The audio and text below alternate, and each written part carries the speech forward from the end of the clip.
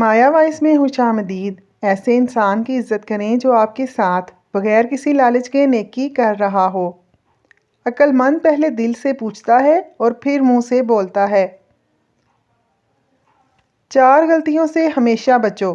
شریف کو بیوقوف مت سمجھو، مکار کو عقل مند مت سمجھو، قاتل کو بہادر مت سمجھو اور مالدار آدمی کو بڑا آدمی مت سمجھو۔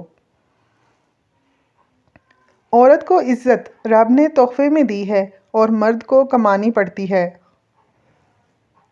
جو عورت کی قدر نہیں کرتا میرے خیال میں وہ سب سے بڑا بے وقوف ہے۔ تہجد پڑھا کرو، کوئی ملے نہ ملے اللہ مل جاتا ہے، اور جب اللہ مل جاتا ہے تو سب مل جاتا ہے۔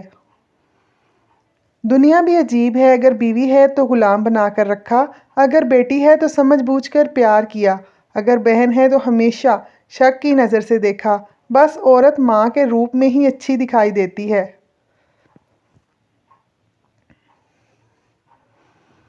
عورت کی ایک خوبی ہے کہ وہ محبت انسان سے شروع کرتی ہے اور خدا پر ختم کرتی ہے۔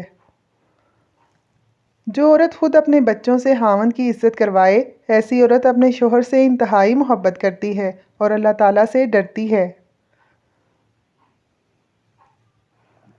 ایسی عورت کی خاوند کو قدر کرنی چاہیے۔